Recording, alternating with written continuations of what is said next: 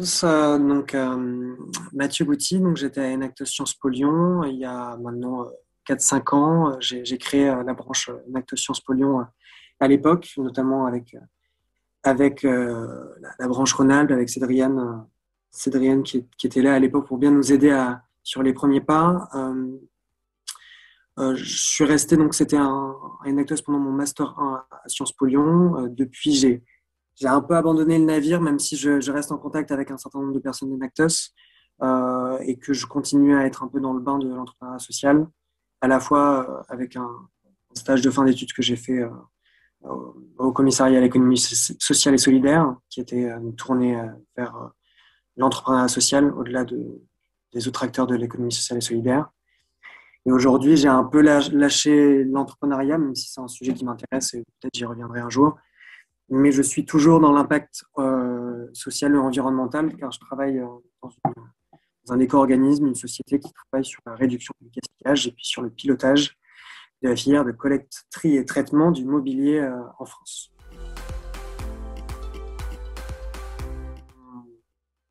On a commencé à imaginer l'association pour qu'elle s'enracine un peu dans le réseau Sciences Po et puis dans le réseau Enactus.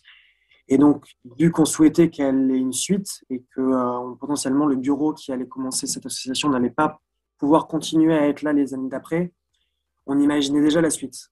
Donc en fait, assez tôt à l'intérieur du bureau, on imaginait les meilleurs moyens à la fois de maintenir les gens en place actuellement et de faire en sorte que des personnes puissent s'intégrer l'année prochaine, puissent être séduits par cette association et qui décident d'y adhérer. Donc en fait, sans forcément avoir un process très fixé sur un calendrier avec en se disant 6 mois avant la fin, on commence à anticiper la passation, on avait commencé déjà à en discuter un petit peu en amont et surtout à préparer les bases de ce qu'on souhaiterait transmettre.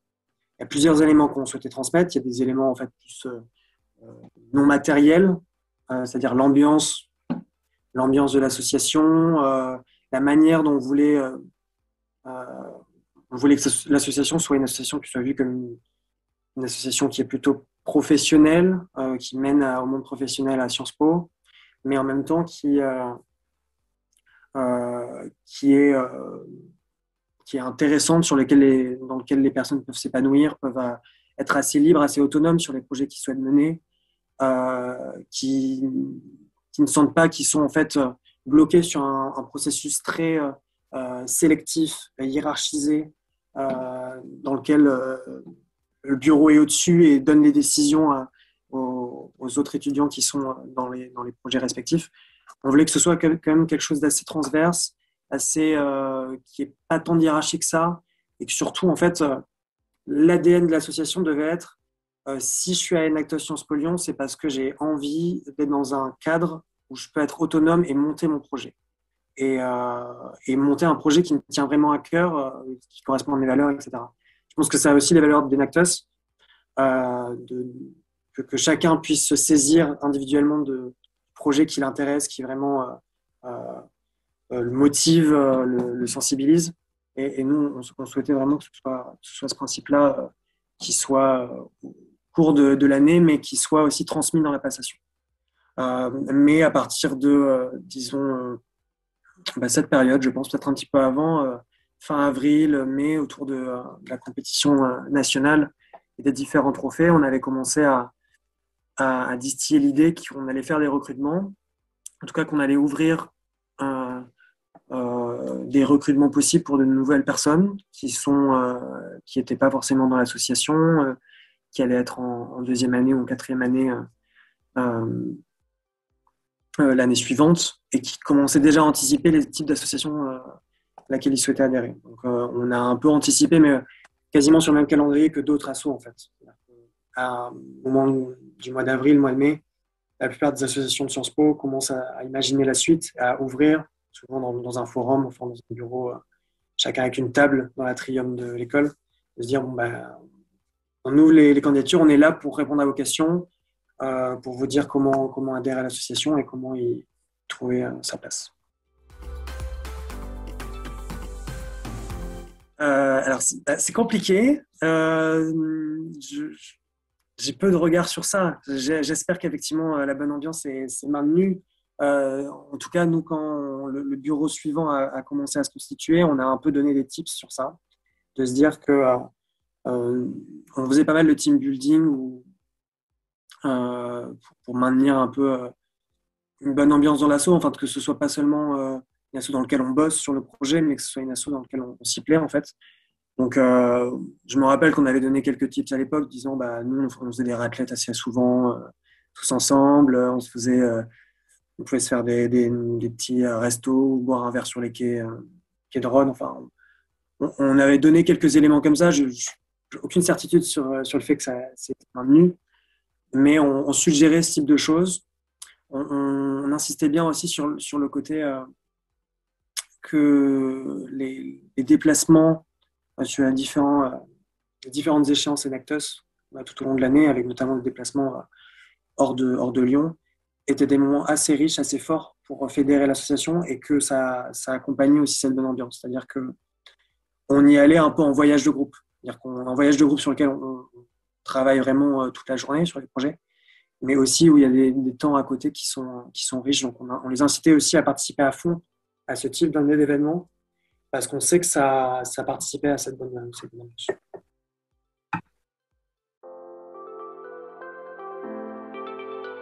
On a essayé d'être assez transparent sur ça parce que pour avoir là je parle au type du bureau et même ce qu'on a transmis après sur les équipes projets, on a eu des expériences asso avant en fait. Et on s'était retrouvé justement dans des situations où on arrivait dans une association complètement à poil, sans budget, sans forcément les statuts, sans rien. Et en fait, pendant 6 mois, tu essayes de rattraper le retard d'une mauvaise passation. Donc en fait, à la base, c'est ce que je disais un petit peu au départ, on commençait déjà à classifier, à organiser un petit peu tous nos dossiers administratifs et euh, juridiques, entre guillemets, pour que ce soit facilement accessible derrière. En fait, c'est hyper important. C'est-à-dire que quand on a la tête dans le projet ou la tête dans le bureau, on a notre propre organisation. On se dit, bon, bah, moi, je fais comme ça parce que ça fonctionne bien sur le terrain, la tête dans le guidon. Par contre, je n'ai aucune certitude que cette manière d'organiser mes dossiers, mes travaux, ils vont pouvoir être facilement saisis par une personne complètement avec d'autres méthodes de travail.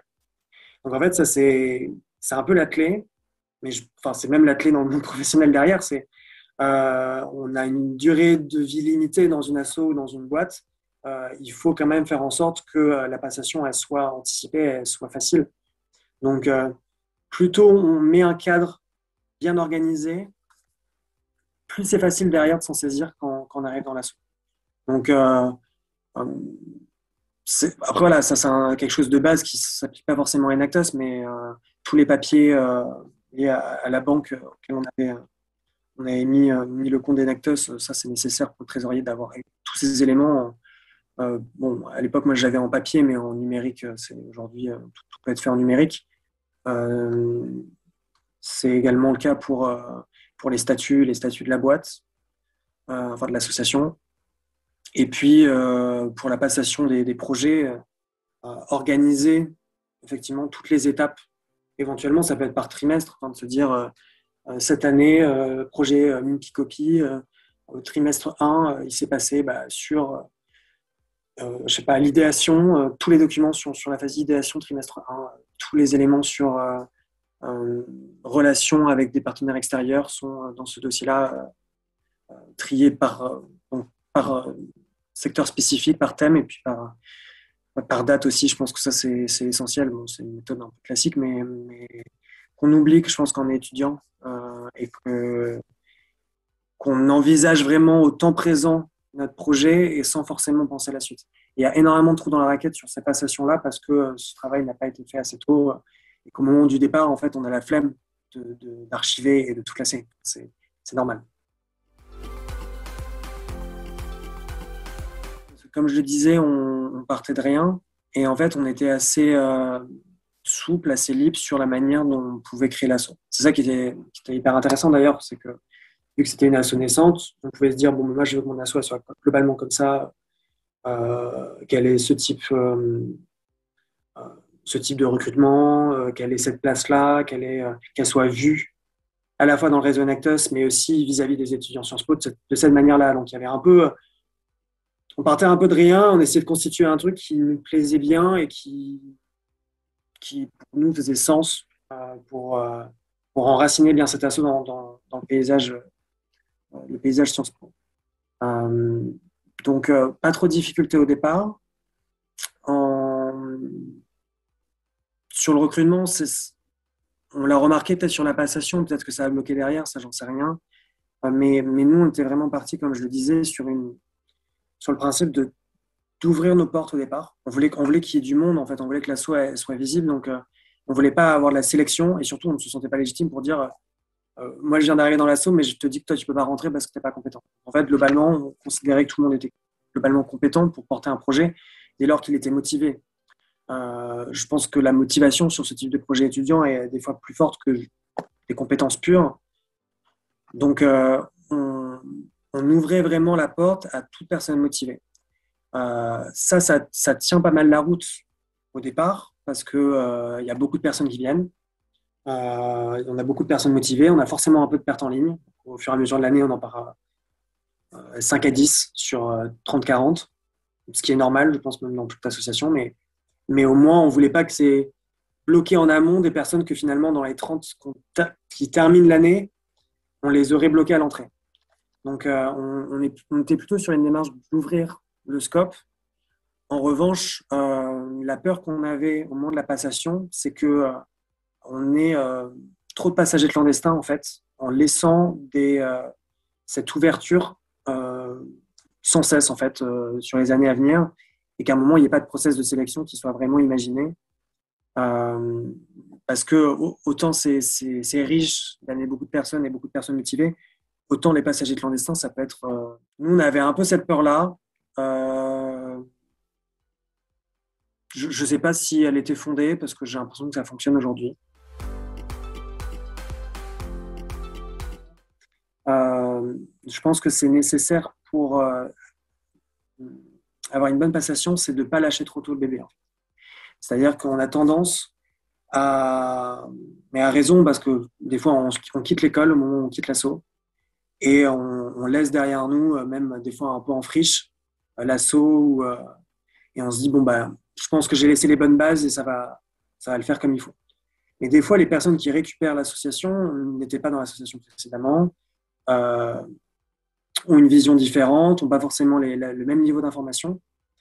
Et, euh, et en fait, on a besoin de réponses quand on vient dans l'asso. Et c'est nécessaire que le bureau précédent il soit quand même un peu présent pendant quelques mois après, en tout cas qu'il se rende disponible.